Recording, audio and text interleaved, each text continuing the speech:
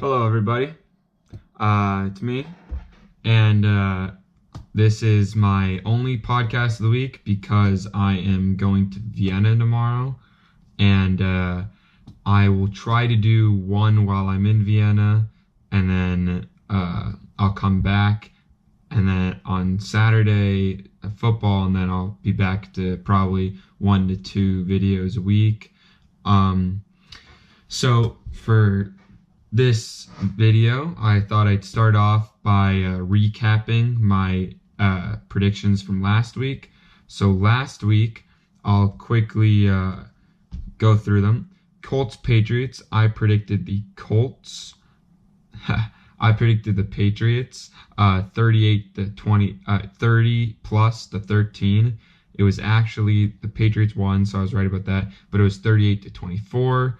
Titans Bills, I predicted Titans 28 to 13, and the Bills actually won 13 to 12. Falcons Steelers, the Falcons won. I predicted the Falcons 35 plus to 28. The Steelers actually won 41 to 17. Broncos Jets, I predicted the Broncos 24 to 28 to 17. It was actually the Jets 34 to 16. Now here's where I got a bunch right. First one were wrong. Jaguars Chiefs. I predicted Jaguars 24-21. It was actually Chiefs 30 to 14. Packers Lions. I predicted Lions 28 to 24. It was actually Lions 31 to 23. Ravens Browns. I predicted Browns 24 to 30 to 21. It was actually Browns 12 to 9. Giants Panthers. I predicted Panthers 24 to 28 to 14. It was actually Panthers 33 to 31. Dolphins Bengals prediction. I predicted Bengals 31 to 24 to 27. It was actually Bengals 27 to 17. Raiders Chargers. I predicted the Chargers 28 to 33 to 14. It was actually Chargers 26 to 10. Cardinals 49ers. I predicted Cardinals 18 to 13. It was actually Cardinals 28 to 18.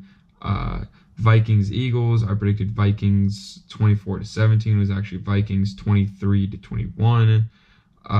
Rams Seahawks. I predicted Seahawks 15 to 13. It was actually Rams 33 to 31.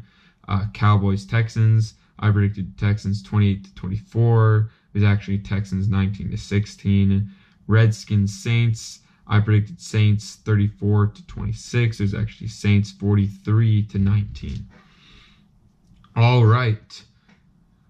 Now that we cut that up, and that was good for a 10-5 record, which brings my total for the season. And I only started week 3, so week 3, week 4, week 5, 28 to 18. So I'm doing pretty well so far. My only bad week was week 3 when I went 7-9. Week 4 I went 11-4. Last week 10-5, as I said. So let's get right into week 6. All right. Eagles Giants.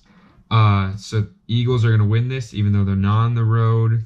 They're gonna bounce back. I see the defensive line finally dominating and not being closer to the middle of the pack like they have been so far in the season. And Giants O-line is still struggling. They just released Derek Flowers. I don't know who they're going to put in yet. Buccaneers at Falcons. Falcons are going to win. It'll be a shootout, though. Both. It'll be a pretty high-score game, combined for close to 60. Seahawks Raiders. I'm going to take the Seahawks. The Raiders have no pass rush, as John Gruden is always nice to point out, even though he won't do anything about it. Colts at Jets. This is a tough one for me. I'm going to take the Jets here. No, I'm going to take the Colts. Andrew Luck is playing well. I think he brings them in. Even though the Jets are also playing pretty well, I'm going to take the Colts in an upset. Cardinals Vikings. I'm taking the Vikings handsomely. Steelers Bengals. Bengals will win. They'll score high 30s, and Pittsburgh will score in the 20s. That's a really interesting game just because it will mark the end of the Steelers era, and the Bengals will win the division, as I've said. Chargers at Browns. This is a great game, and the Browns are at home. The Chargers are good, but they don't have Bosa, and they're a better team, but the Browns are at home, coming off a win. It's going to be tough, but I'm picking the Browns in an upset. Bills, Texans. I'm going to take the Texans for a good reason. They're just a way better offensive team. Bills' defense is pretty decent, but I just don't believe in the Bills. They have not a lot of talent. McDermott has them playing hard, but I don't know if that will actually translate to wins. Texans win their third in a row. Bears, Dolphins. I think the Bears go into Miami and dominate defensively. It will be a low-scoring game, but because Miami's defense is pretty good, but the Bears will take it. Rams stay undefeated, go to 6-0, beat the Broncos in Mile High. This will be interesting. This was supposed to be Aqib Talib's comeback, but he's injured. In Mile High, it will be tough for the Rams. They'll win by a touchdown, maybe more, but it'll be tough to get it for them. Like it'll be hard fought. Ravens at Titans. I'm taking the Titans. Also low scoring game, but the Titans have a possibility of offense, whereas the Ravens don't. The Ravens do have a really good defense, but I think the Titans is better. Jaguars at Cowboys. This is all a really good game. Really good game. But the Cowboys they don't have anything besides Zeke. They have a good defense. It'll be a low scoring game, but the Jaguars take it. Chiefs at Patriots. I'm taking the Patriots. I'll talk more about this later in the matchup and who is the favorite in the AFC. I'll talk more about that later. But Patriots offense has Edelman back, and they're getting everything grooved. Josh Gordon is learning more. Patriots are good on both sides of the ball, whereas the Chiefs are really only good at offense, and that offense is probably the second best in the league. But I take the Patriots offense more. I take them over the Chiefs offense later on the season, but right now the Chiefs are playing better. And I just think if you have a more balanced team, they'll win, especially in Foxborough. Also, an interesting stat that the Bill Belichick is 8-0 when facing quarterbacks with 10 or fewer starts.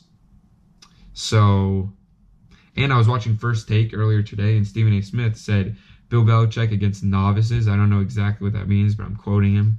Bill Belichick against novices is 25-0.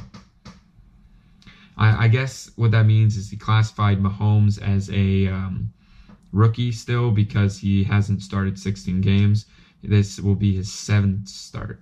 So, and then 49ers Packers. 49ers are completely depleted without Jimmy, and Breida is doubtful, and McKinnon is out for the year. Defense has potential, but in the secondary is still shaky.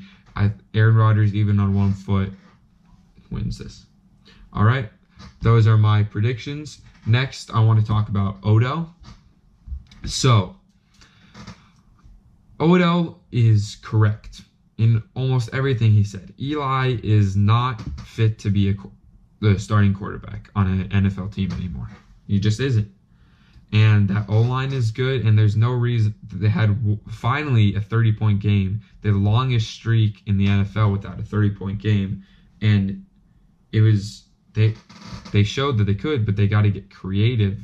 But I don't see that it's consistent effort, and then neither does Odell. But if the comments I'm referring to are in his interview with Josina Anderson, who did a phenomenal job. But Odell doesn't need to lead that way. Like it was shown by Pat Shurmur basically in press conference picking Saquon as the leader over Odell because of how he handles himself. Odell isn't a natural leader. He's had to learn to be the leader because usually it's best for the best player on the team to be the leader. But he is not really made to be a leader. And that's not how you lead, by criticizing. And yes, he's telling the truth, but you keep that to yourself and in the locker room. You can call your teammates out, but you don't say it to the media. And one thing he's saying, oh, here, look, I'm doing my job. I'm doing everything correctly. Well, in the last 2 years, he's close to the league in drops. He's 16 in his last 2 seasons. I mean, does that sound like you're doing your job? And you're supposed to have these great hands, and he does. He has amazing hands, but 16 drops is a lot of drops. And I'm just saying, maybe keep it more in-house. Like, if you look at the Patriots, you have no one calling anyone else out on the team ever, even after everyone was worried after the 1-2 start. That's just not how you lead and run a successful franchise. Next, I want to talk about the Chiefs Jaguars, and so people are going to say, "Oh, the Chiefs defense played well, and the offense torched that great defense." No. The Chiefs defense did not play well. The Chiefs offense played well, but not great.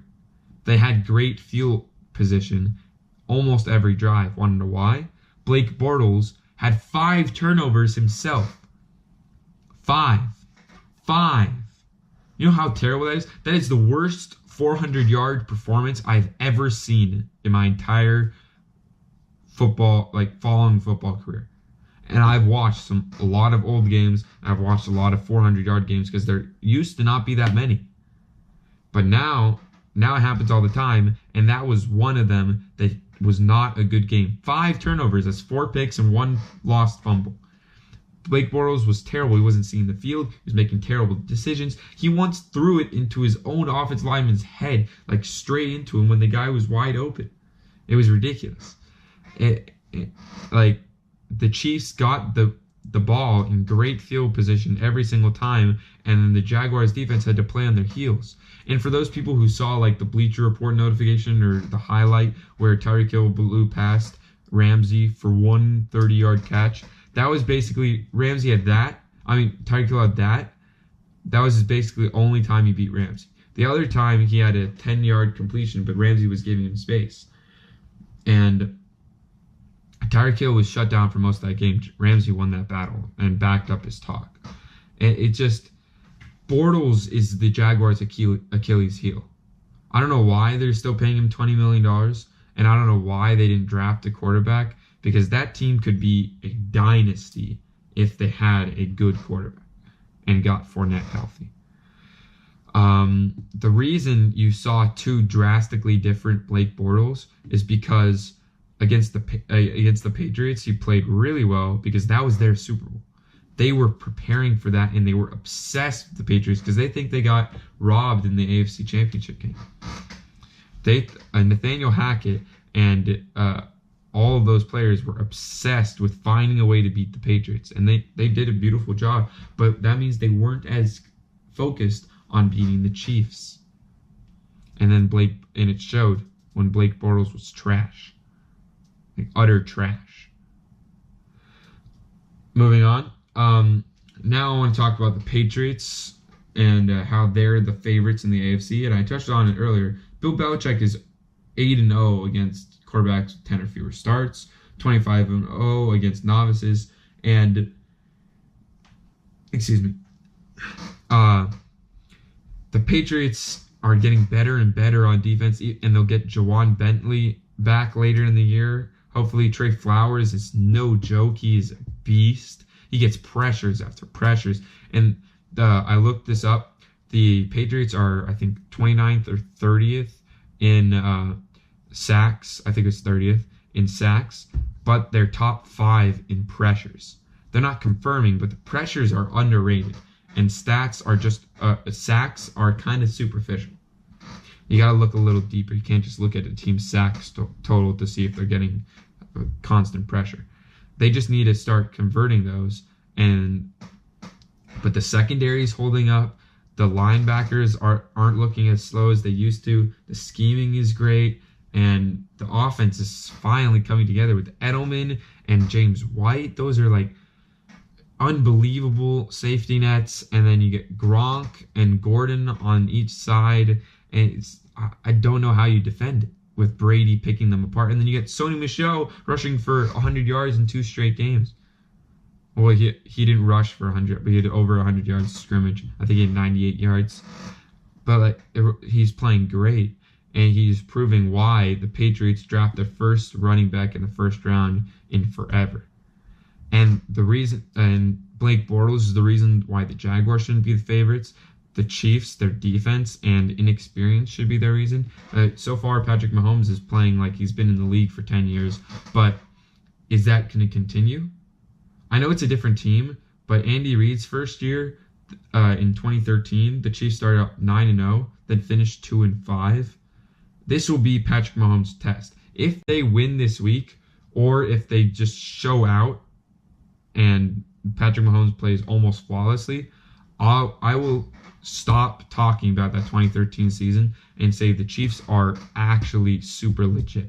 Right now, they're pretty legit, but they have some question marks, especially that defense and the inexperience. This will be the biggest test for them so far. And so that's why them. And then the Chargers don't have Bosa, and they have health concerns, and they always sort of hit a rough patch. The Chargers are a really complete team, and they're great. They're probably the team I'm most worried about when healthy. I just don't know how healthy they're going to be. And the Bengals, Bengals are my second favorite team. My mom's from Cincinnati. And I love that the Bengals are doing great. But they need to show some postseason success before we say they're a threat to the Patriots. The regular season, yes, but they're not going to have home field advantage, probably. And, yeah. So the Patriots are definitely should be the favorites in the AFC. Next, we are going to talk about the Bengals again. The Bengals are performing so well. Do you know they're the second youngest team in the NFL behind the Browns? And they're playing this well. That's great. Their scheming is great. They're getting everybody the ball. Tyler Boyd is balling out. AJ Green is still amazing. Andy Dalton is playing at an MVP level. Joe Mixon is still great. The offensive line is shored up. Last week, I was watching the game, and the offensive line was terrible, though, for first half. And then they put it together and found a way to get around it because there was constant pressure being put on them. I mean, it was kind of ridiculous how much the Dolphins were sacking and hitting Dalton. But then they pulled it together, found a way, and the defense is great. They scored. Geno Atkins is the third highest rated interior defender on PFF, and Sam Hubbard is playing great. They're so deep with Carl Lawson too. And in the secondary, Jesse Bates, Sean Williams, Darqueze Dennard, William Jackson is balling out. Vincent Ray, Vigil at middle linebacker. Then you got Perfect back. You got Preston Brown. That's a really good team, and they're performing so well. Especially the rookies. They got some really good rookies. Sam Hubbard and yeah, they're performing really well. Lastly, I want to talk about Brees. So Brees just passed Peyton Manning for the most passing yards in NFL history in the regular season. Congratulations. You are a top 5 quarterback. Anyone who says different is wrong. You could have I don't see John Elway better than Brees. I mean, when you look throughout history, there have been 9 5,000-yard series. 5,000-yard seasons. You get Brady, Manning, Marino, and Stafford with 4, 1 each. And then you have Brees with 5 himself. 5. You know how ridiculous that is? 5,000-yard seasons. And then he's 499 touchdowns, and he passed Peyton Manning with fewer starts. And I know it's becoming more of a passing league, but he's also the highest completion percentage. He holds the record for highest career completion percentage and the highest season completion percentage in NFL history. So it's kind of ridiculous to have him not top 5. Dan Marino, Tom Brady, Joe Montana, and Peyton Manning would be the only 4 that I would have above him, maybe. So the reason Drew Brees doesn't have the Super Bowls, he has 1, and he doesn't have the MVPs. He was playing in a league with Aaron Rodgers and Tom Brady and Peyton Manning. I mean, how are you going to get an MVP with those kind of quarterbacks playing with you? Aaron Rodgers I don't have above Drew Brees right now, just because he hasn't done enough yet. Talent-wise, he's probably better than Drew Brees, but 5,000-yard seasons, all-time passing leader, I don't have him ahead. And he's kind of has the same situation as Drew Brees. They haven't really given him a defense. I mean, they did it years ago, but Drew Brees has almost never had a defense. The years that he hasn't made the playoffs, he's had a 28th ranked defense or below. Like that. That's terrible.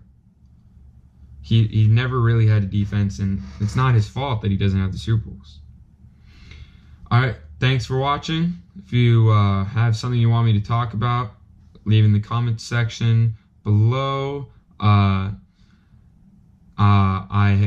be coming out with more videos every week, and thanks for watching.